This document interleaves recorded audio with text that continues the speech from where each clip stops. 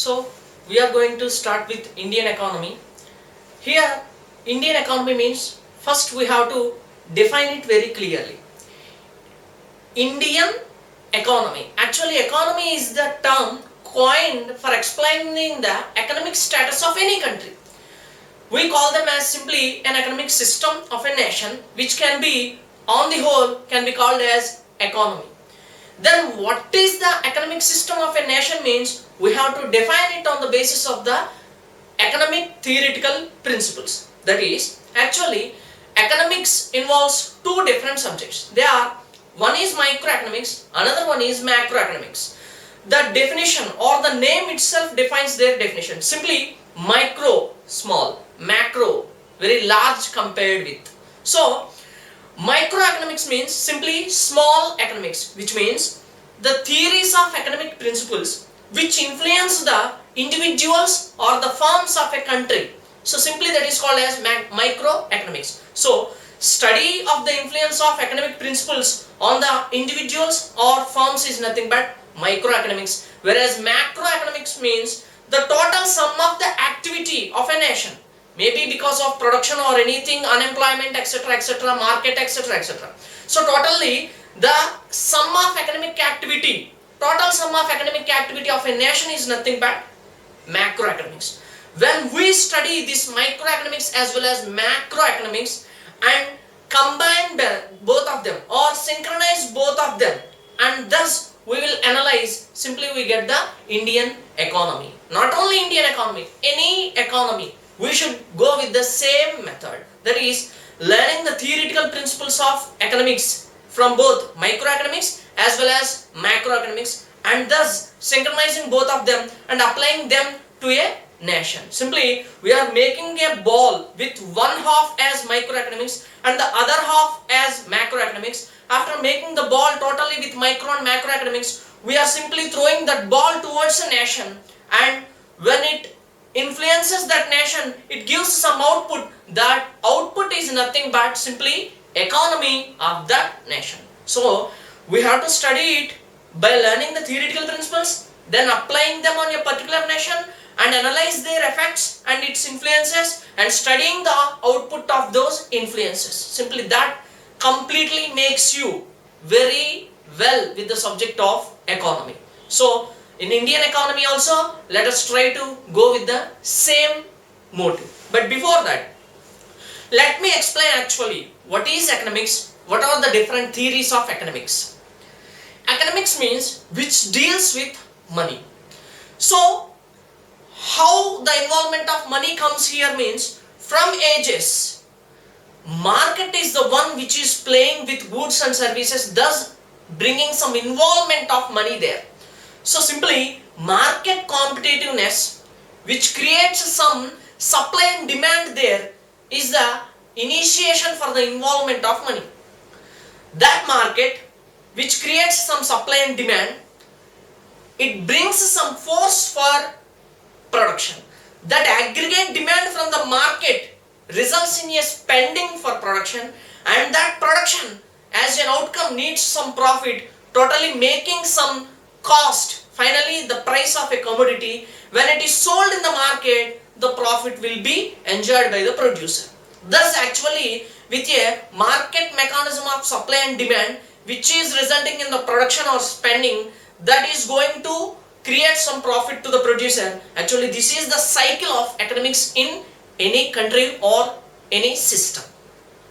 Now there, what are the different factors of market and how the market mechanism is explained by different theories. Actually there are very important theories like classical economics theory as well as Keynesian economic theory.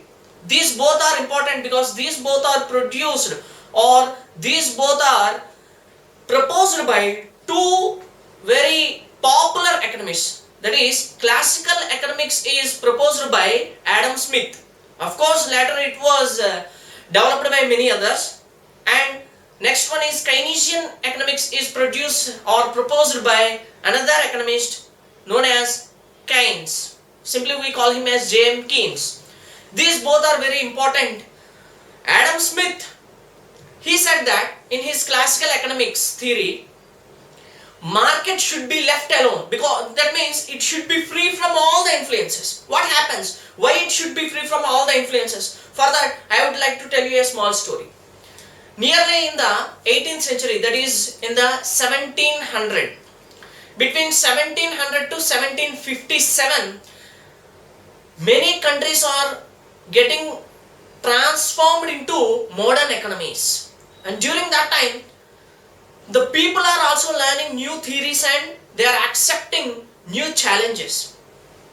During that time, if one has to do some business, he has to go and acquire the permission of the king. If the king has to give the permission to that particular fellow to do business, what he will think, what is the profit for me if I give the permission to this fellow for doing business in my country? Then he will think about his profit motive mechanism and thus giving some rules and regulations which will give him some profits. Only he will give the permission to that particular businessman. That fellow, he has to do the business according to what the king says.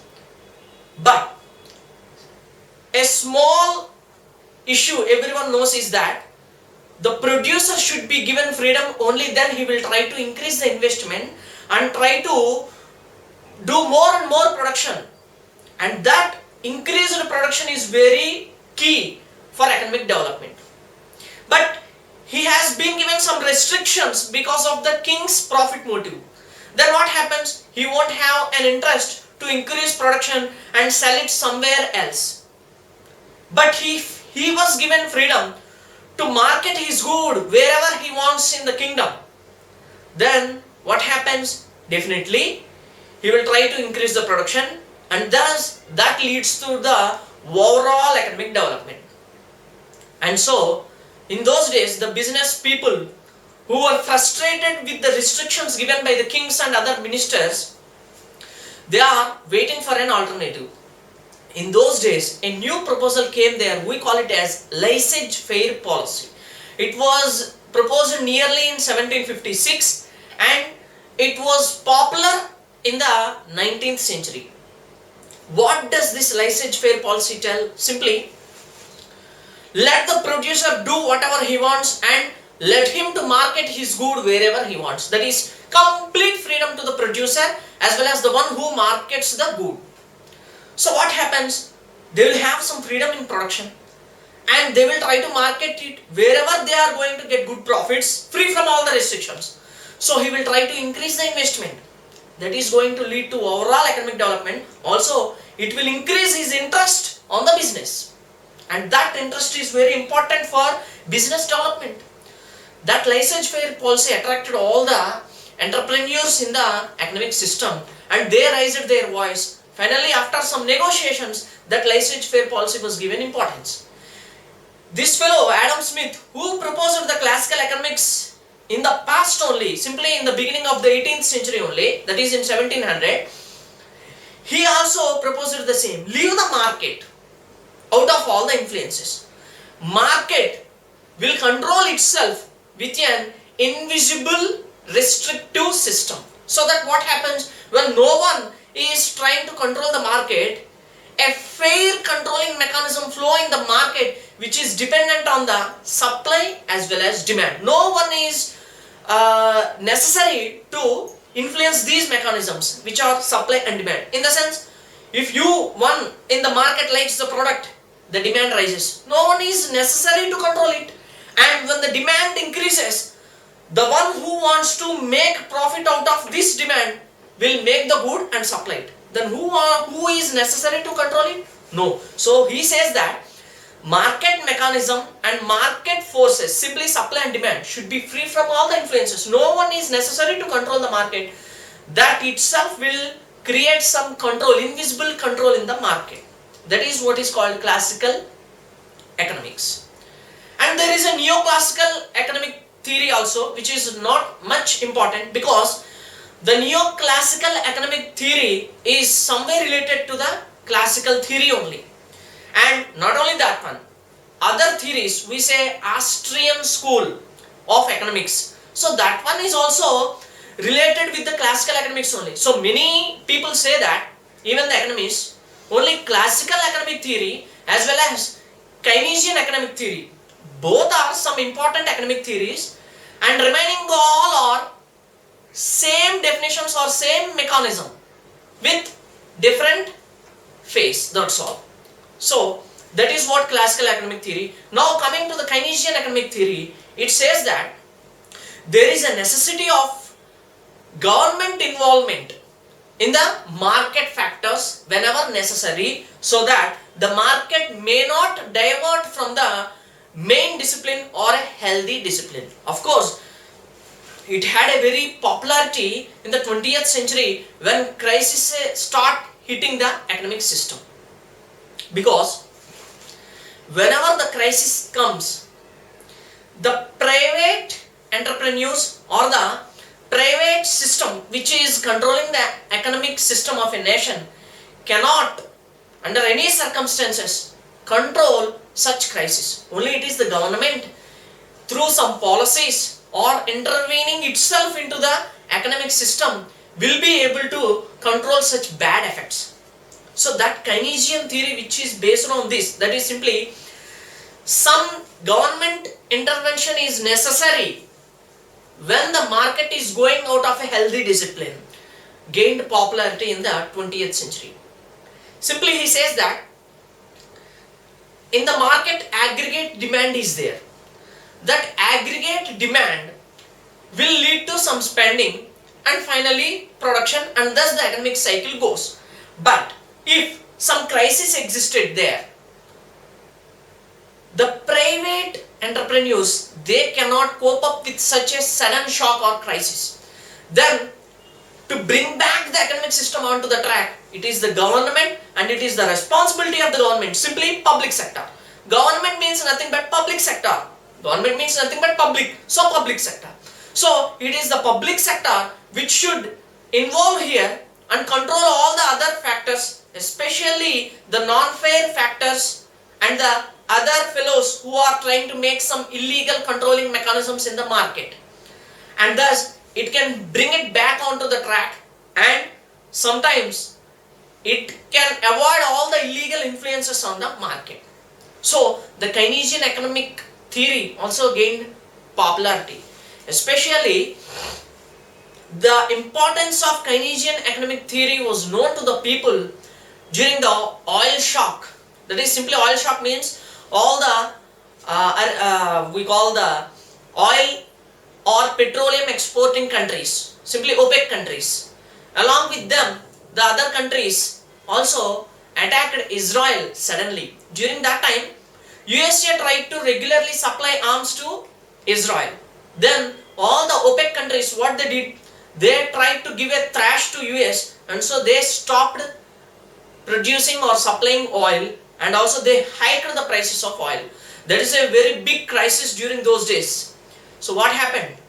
It is during 1973 and 1974. To come out of crisis, some negotiations were carried out. Anyway, that is a shock, crisis. During that time, Keynesian economic theory, before the oil shock, it gained popularity. During that time, it lost some popularity because of the disturbance in the economic system.